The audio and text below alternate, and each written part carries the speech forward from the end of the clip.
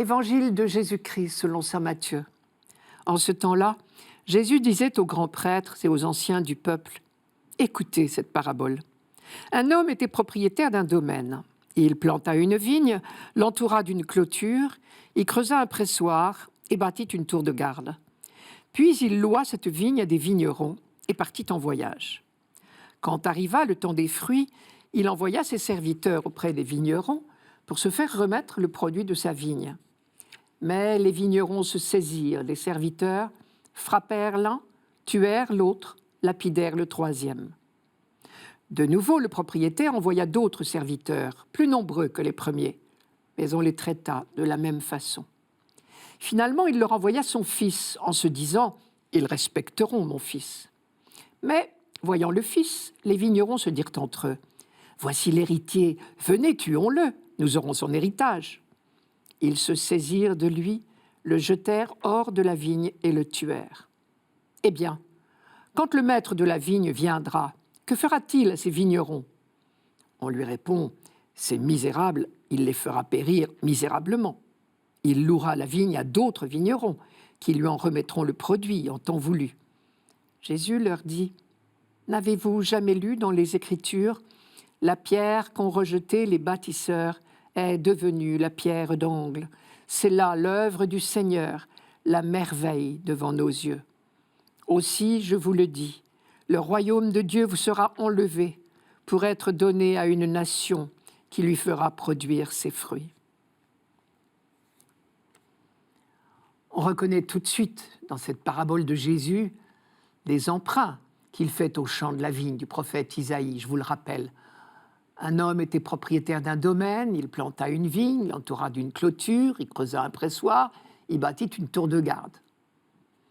Le propriétaire entoure sa vigne des mêmes soins que le vigneron d'Isaïe. Mais les similitudes s'arrêtent là.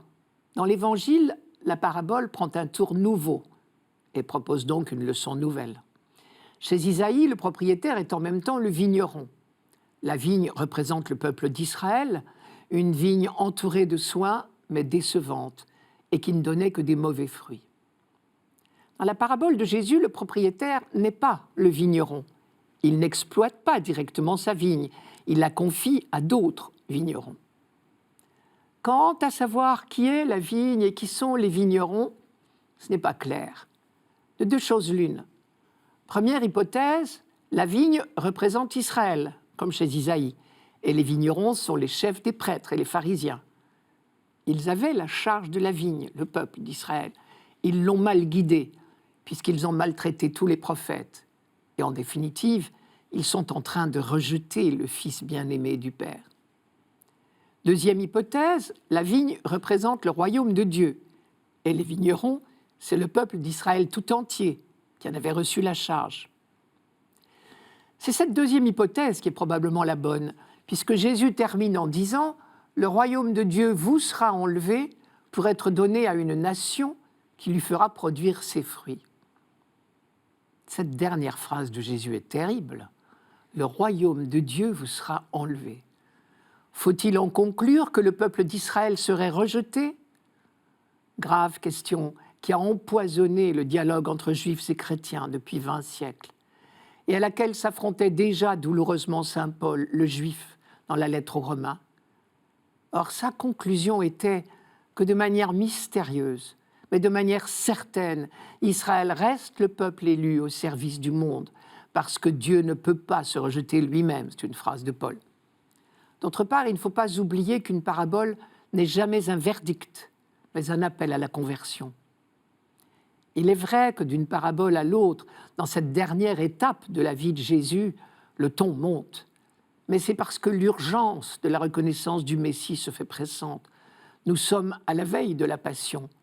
Il ne faut jamais perdre de vue que le souhait constant de Jésus est de sauver les hommes, non de les condamner. Et que s'il guérit les aveugles de naissance, il désire plus encore guérir ses compatriotes de leur aveuglement. On a donc là une ultime tentative de Jésus pour alerter les pharisiens.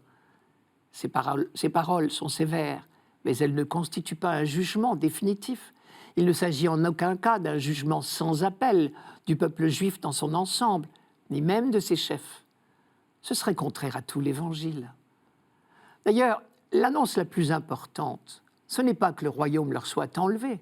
Ce qui compte, c'est que malgré les obstacles dressés par les hommes, le royaume produit son fruit. Ce n'est pas le vigneron qui compte, c'est le raisin. Mais surtout, c'est le commentaire de Jésus qui nous donne la clé de la parabole. N'avez-vous jamais lu dans les Écritures, la pierre qu'ont rejetée les bâtisseurs est devenue la pierre d'angle. C'est là l'œuvre du Seigneur, la merveille devant nos yeux. Dieu est un habitué de ces renversements de situation. Déjà, au livre de la Genèse, les fils de Jacob avaient dit à propos de leur frère Joseph, « Voilà le bien-aimé, tuons-le !» Ils n'imaginaient pas que celui qu'ils voulaient supprimer était celui qui allait les sauver, eux et tout le peuple. D'une certaine manière, Jésus annonce ici sa résurrection. Lui, la pierre rejetée, deviendra la clé de voûte de l'édifice.